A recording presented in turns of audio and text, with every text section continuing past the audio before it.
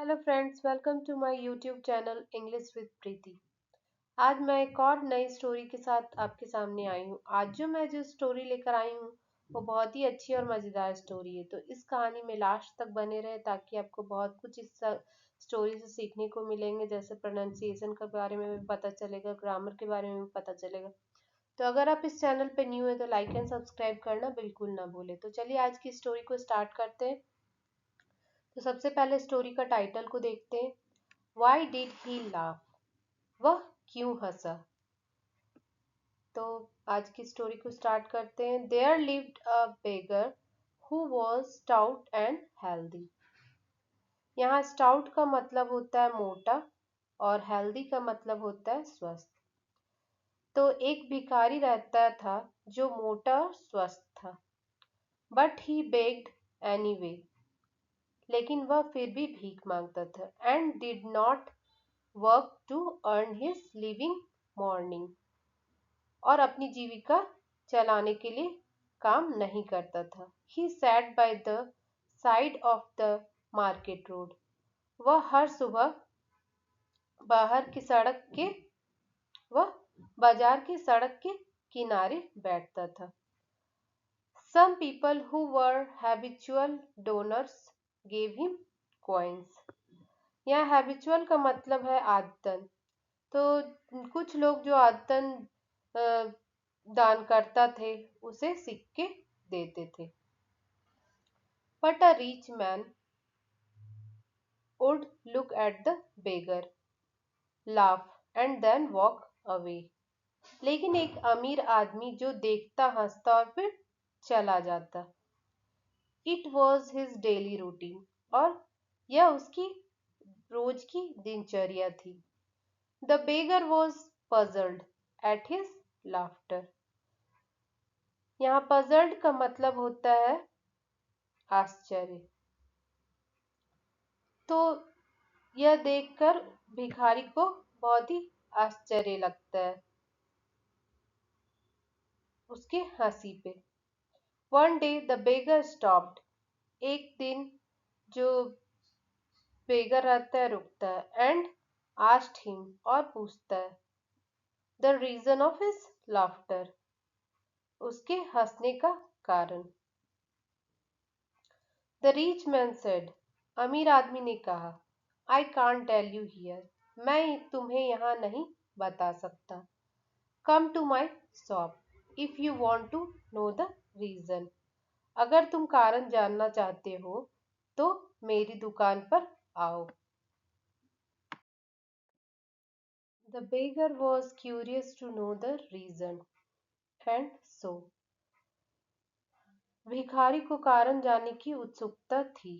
Curious का मतलब होता है यहाँ उत्सुक। He so he went to the rich man shop that very evening.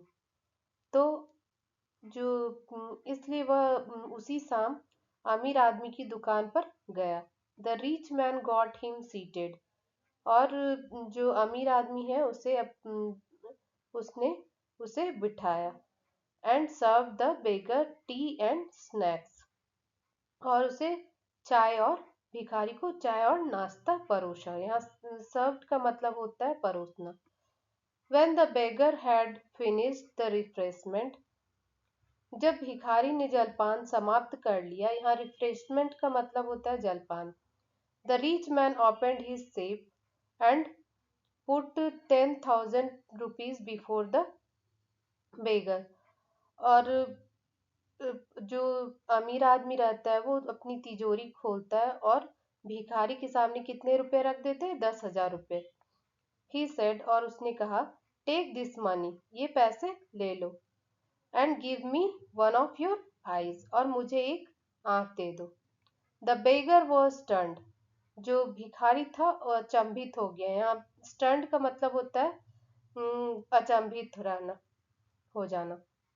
तो यहाँ पे भिखारी जो है अचंभित रह गया।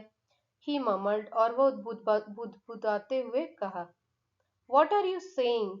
तुम क्या कह रहे हो? Does anyone sell his eyes? क्या कोई अपनी आंख बेचता है?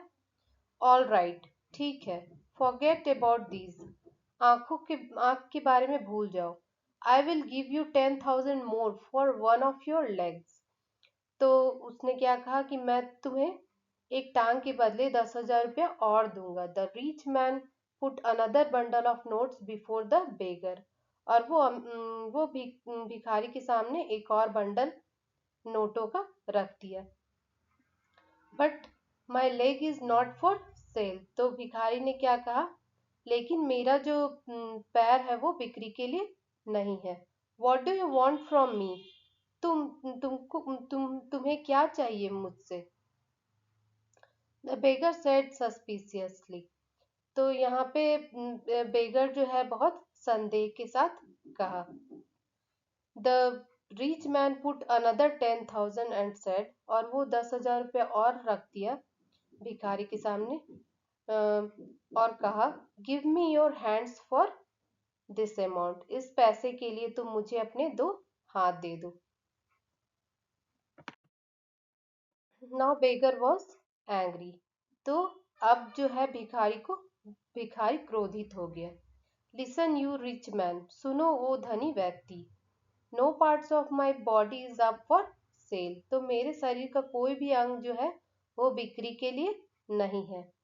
This body is priceless. यह जो शरीर है अमूल्य है। The beggar informed. तो भिखारी ने बताया। The rich man smiled. तो धनी व्यक्ति क्या किया, मुस्कुराया। You have so many priceless things with you. तुम्हारे पास जो है बहुत सी अमूल्य चीजें हैं। You have two eyes to look and experience the beautiful world. तो तुम्हारे पास बहुत सारी सुंदर और अमूल्य चीजें हैं जो तुम इस आंख से देख सकते हो। You have two eyes to look and experience the beautiful world.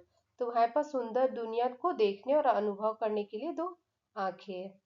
You have two legs to walk. दो पैर है जो एंड रोम अराउंड, जिससे तुम घूम सकते हो। You have two hands to work. तुम्हारे पास दो हाथ है जिससे तुम काम कर सकते हो। You are naturally so rich that disease stay away from you. Disease का मतलब होता है यहाँ बीमारी।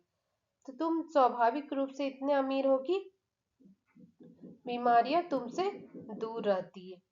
Just like hunger and want stay away from a rich man. जैसे भूख और इच्छाएं अमीर व्यक्ति से दूर रहती है। Then why do you beg. फिर तुम भीख क्यों मांगते हो। Why do you disrespect your body by not working. तुम काम ना करके अपने शरीर का अपमान क्यों करते हो। That is why that is what use to make me laugh at you every day.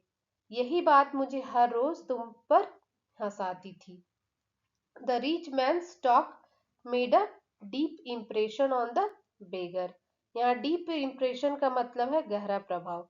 तो यही धनी व्यक्ति की बात ने भिखारी पर गहरा प्रभाव डाला। ही फेल्ट असेम्ड। असेम्ड का मतलब होता है शर्माना। He felt ashamed of himself. और उसे खुद पर शर्म आने लगी। And decided to make a living by working hard. और उसने कड़ी मेहनत करके जीवन यापन करने का फैसला किया। तो द जिस्ट देखते हैं, का मतलब होता है सार। Begging is a curse. भीख मांगना एक अभिशाप है। It's a lose of one's integrity and self respect. Integrity का मतलब होता है ईमानदारी और आत्मविश्वास। यह व्यक्ति की ईमानदारी और आत्मविश्वास को नुकसान पहुंचाता है। It makes a living person dead. यह जीवित व्यक्ति को मृत बना देता है। तो ये स्टोरी तो मुझे बहुत ही अच्छी लगी। अगर आपको अच्छी लगी हो तो लाइक और कमेंट जरूर करें। Thank you.